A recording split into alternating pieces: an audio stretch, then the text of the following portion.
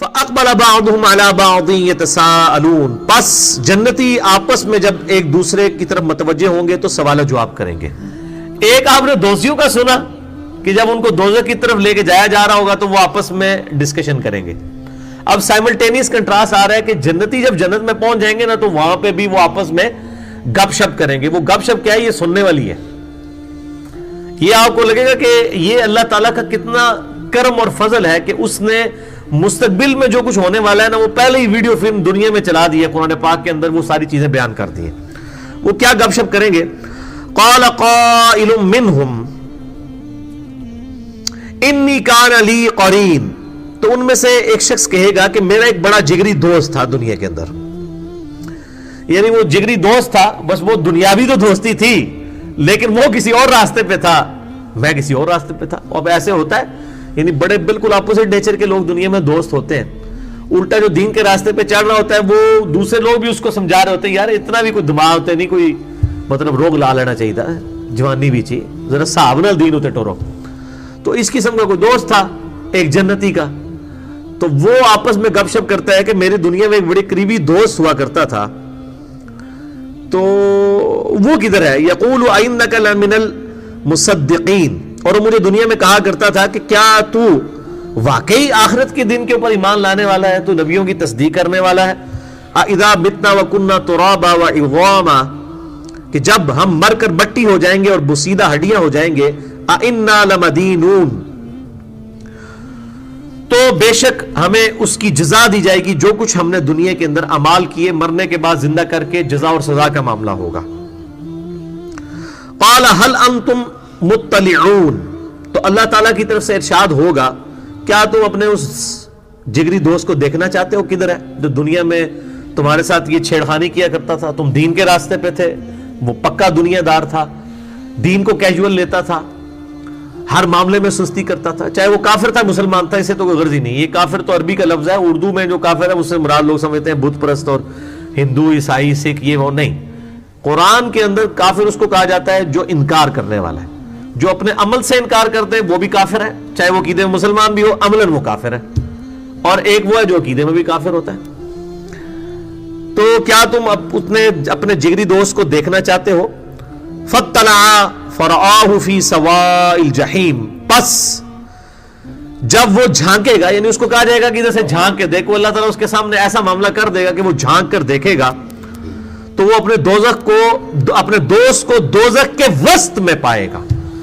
قَالَتَ اللَّهِ إِن كِدتَّ لَتُرْدِينِ، وہ کہے گا اللہ کی قسم تو مجھے مروانے لگا تھا اپنے ساتھ، تو ڈوب گیا ہے دوزخ کے اندر، مجھے بھی ساتھ لے ڈوبنا تھا تو نے۔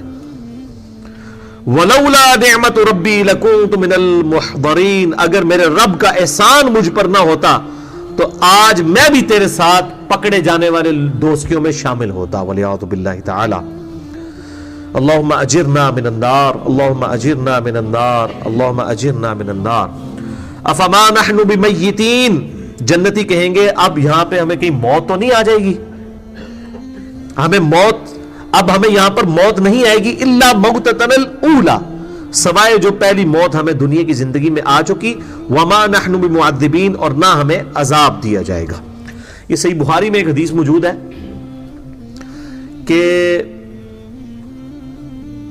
جنتی جب جنت میں داخل ہو رہے ہوں گے اور دوزخی دوزخ میں داخل ہو رہے ہوں گے، اس سے جسٹ پہلے میدان محشر میں ایک مینڈے کی شکل میں ایک جانور لایا جائے گا اور اس کے لا کے وہاں پر ذبح کر دیا جائے گا، اور اس کے بعد اللہ تعالیٰ کی طرف سے اناؤنسمنٹ ہوگی کہ یہ موت ہے جسے اللہ نے ہمیشہ کے لیے ختم کر دیا، اور یہ خوشخبری ہوگی جنتیوں کے لیے، اور دوزخیوں کے لیے سب سے بری خبر ہوگی کہ ہمیں اب موت کوئی نہیں آنی، ورنہ تو موت آئے تو جان چھوٹ جائے نا۔ ثم لا يموت فيها ولا يحيى، پھر دوزخ کی آگ میں نہ تم زندوں میں ہوگے اور نہ مردوں میں۔ پھر قرآن حکیم میں آتا ہے کہ لوگ کہیں گے اللہ ہمیں موت ہی دے دے، سے بہتر ہے۔ اللہ فرمائے گا آج ایک نہیں ہزاروں موتیں مانگو تب بھی تمہیں موت نہیں آئے گی۔ اور پھر یہاں تک آیا کہ جب ان کی کھالیں جل جائیں گی ہم نئی کھالیں ان کو دیں گے تاکہ ان کے عذاب میں اور اضافہ ہو۔ وَلِعَوْذُ بِاللَّهِ تَعَالَى اللہم اجرنا من النار، اللہم اجرنا من النار، اللہم اجرنا من النار۔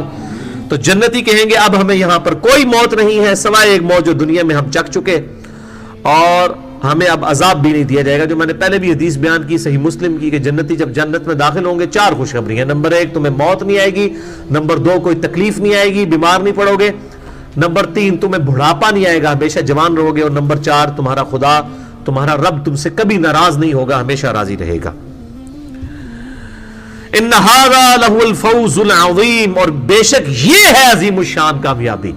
دنیا میں کوئی کامیاب ہو گیا, کوئی بڑے سے بڑے مرتبے پہ پہنچ گیا, کوئی کامیابی نہیں ہے. اصل کامیابی یہ ہے کہ آخرت میں کوئی کامیاب ہو جائے. جو میں اکثر کہتا ہوں کہ 1 ارب 1 روپیہ اور 1 ارب میں کوئی فرق نہیں ہے.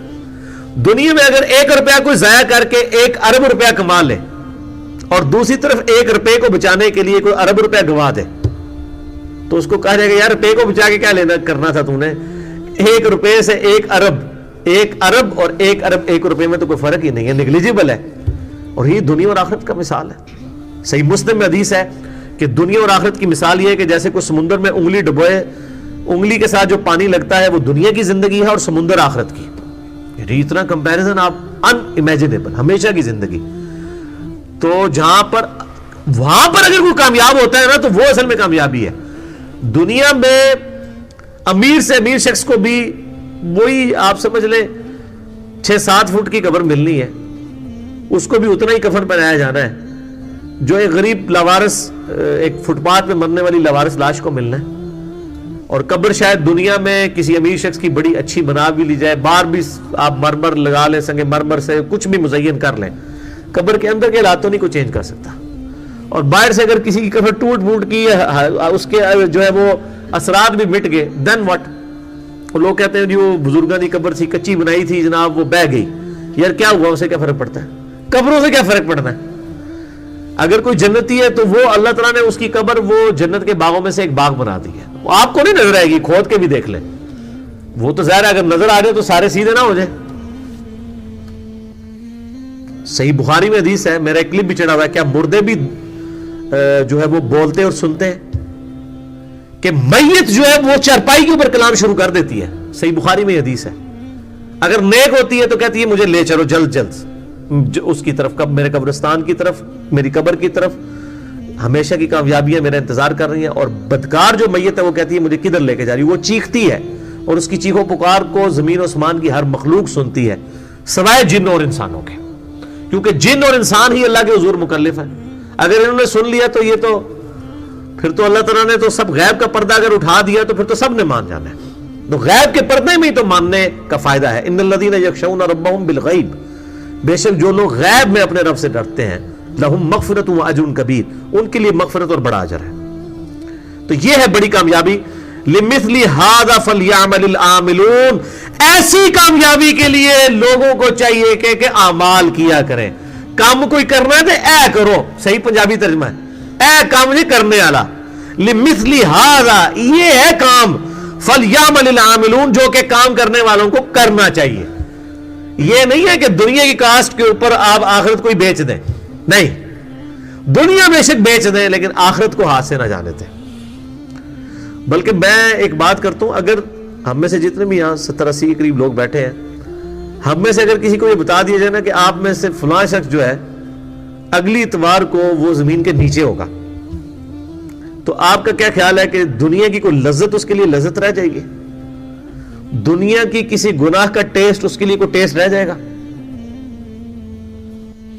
حالانکہ یہ تو میں نے بہت لمبی ڈیٹ دے دی ہے, ہمیں تو آج کا بھی نہیں پتا, اگلے لمحے کا نہیں پتا. اس لیے جب تک موت سامنے نہ ہو اس وقت تک انسان کا قبلہ درست نہیں ہوتا. اذالک خیر نزلا, بھلا یہ دعوت بہتر ہے, ام شجرۃ الزقوم, یا پھر وہ تھور کا درخت. اب پھر دوستیوں کا ذکر آ رہا ہے. اللہ تعالیٰ ہمارا یہ جنتیوں کا حال ہوگا, یہ نعمتیں ہوں گی, کیا یہ نعمتیں بہتر ہیں یا وہ زقوم کا درخت؟ انا جعلناها فتنۃ للظالمین, جس کو ہم نے آزمائش بنا دیا گناہگاروں کے لیے, ظالموں کے لیے. انہا شجرۃ تخرج فی اصل الجحیم, وہ ایک درخت ہے جو کہ دوزخ کے اندر اگتا ہے. یہ اللہ کی اب قدرت ہے کہ وہ دوزخ کی آگ کے اندر بھی آگ اس درخت کو نہیں جلاتی, لیکن اس کے کڑوے پتے ہوں گے. ان شجرۃ الزقوم طعام الاثیم, جو سورہ دخان میں آتا ہے نا کہ جو گناہگاروں کی خوراک جو ہے نا وہ اس کے پتے ہوں گے اور اتنے کڑوے پتے ہوں گے. اس کے بعد وہ جب کھائیں گے تو اتنی سخت ان کو پیاس لگے گی کہ پانی مانگیں گے, اور پانی ان کو دوسیوں کا پیپ اور خون اور گرم کھولتا ہوا پانی دیا جائے گا. لیکن پیاس اتنی غالب ہوگی کہ وہ مجبوراً وہ پانی پیئیں گے جس کی وجہ سے ان کی انتڑیاں گل جائیں گی. وَلِعَوْذُ بِاللَّهِ تَعَالَى اللَّهُمَّ أَجِرْنَا مِنَ النَّارِ آمین. طَلْعُهَا كَأَنَّهُ رُؤُوسُ الشَّيَاطِينِ, اس زقوم کے درخت کے شگوفے گویا شیطانوں کے سر. اس کی یعنی شکل بھی اتنی خطرناک ہوگی اس درخت کی. فَإِنَّهُمْ لَآكِلُونَ مِنْهَا فَمَالِئُونَ مِنْهَا الْبُطُونَ, پس انہیں ضرور کھانا پڑے گا وہی درخت کے پتے اور اس کی خوراک, اور وہ بھریں گے اس سے اپنے پیٹ. ثُمَّ إِنَّ لَهُمْ عَلَيْهَا لَشَوْبًا مِّنْ حَمِيمٍ, اس کے بعد پھر کھولتا ہوا پانی ان کو دیا جائے گا. پانی مانگیں گے. دیکھیں یہ عذاب کا سلسلہ ہے کہ ان کو مجبور, ان کو اصل میں پانی پلانا نا کھولتا ہوا اللہ تعالیٰ نے. تو ویسے تو بندہ ضد کرے گا کہ میں نے نہیں پینا, پھر بھی خیر انڈیلا جا سکتا ہے. لیکن عذاب کے آپ لیول کو دیکھیں کہ اتنی پیاس لگوائی جائے گی, پہلے بھوک لگے گی, جیسے یہاں پہ بھی جب بھوک لگی ہو تو کوئی بھی چیز آ جائے تو بندہ نخرے نہیں کرتا. وہاں پہ بھی وہ کہیں گے چلو کچھ تو بہتر ہے کہ ہم یہ کڑوا درخت ہی کھا لیں. اس کے بعد اس کو کھانے کے بعد پیاس ایسی لگے گی کہ وہ خود پانی مانگیں گے. اب وہ گرم پانی کون پیے گا, لیکن پیاس کا غلبہ ایسا ہوگا مجبور ان کو پینا پڑے گا. وَلِعَوْذُ بِاللَّهِ تَعَالَى. ثُمَّ إِنَّ مَرْجِعَهُمْ لَإِلَى الْجَحِيمِ, پھر انہیں لوٹا دیا جائے گا دوزخ کی طرف. إِنَّهُمْ أَلْفَوْا آبَاءَهُمْ ضَالِّينَ, یہ وہ لوگ تھے جنہوں نے اپنے آباء و اجداد کو ہی گمراہی پہ پایا تھا, یعنی اپنے بزرگ بابوں کے پیچھے لگے رہے تھے, خود ہی انہوں نے کوئی دماغ استعمال نہیں کیا. فَهُمْ عَلَىٰ آثَارِهِمْ يُهْرَعُونَ, پس وہ بے سوچے سمجھے اپنے بزرگوں کے پیچھے ہی بھاگتے چلے جا رہے تھے. یعنی قرآن پڑھنے کے بعد بھی اگر, ویسے تو قرآن پڑھنے اس لیے نہیں دیتے, قرآن اگر کوئی پڑھ لے تو قرآن تو بالکل واضح ہے. یہاں پہ لوگ کہتے ہیں جی اسی جنہوں نے لڑ لگے ہیں سانو بچا لینا ہے, اور قرآن تو کہہ رہا ہے کہ اے دوست کی ہو جائے جڑے لڑ لگے ہوئے سمجھے. یہ دیکھ لو, یہ اپنے آباء و اجداد کے اسی طریقے پہ سے. ابھی کسی کو وہ بات طے کہتے اسی آج تک نہیں سنی. آپ بتائیں کہ یار قرآن پاک کو ہم نے تو نہیں خود, مطلب آج کا تو نہیں بنا ہوا, یہ تو پہلے کا اللہ تعالیٰ سے نازل ہوا ہے, ہم اس میں سے بتا رہے ہیں. تو آپ نے نہیں سنی تو آپ اپنی بدبختی کو روئیں. تو یہ قیامت الدین میں اللہ تعالیٰ ہمارا ہے, یہ دوست کی وہ لوگ ہوں گے جو کہیں گے ہم تو اپنے باوجداد کو اس دین کے اوپر پایا تھا, ہم انہی کے پیچھے چلتے رہے. وَلَقَدْ ضَلَّ قَبْلَهُمْ أَكْثَرُ الْأَوَّلِينَ, اور بہک گئے ان سے قبل بہت سے لوگ. یعنی صرف مشرکین عرب یا دوسرے لوگ نہیں بہک رہے, بلکہ اگلی امتوں میں ایسے لوگ بھی تھے جو اپنے بزرگوں کے پیچھے لگ کے گمراہ ہوئے.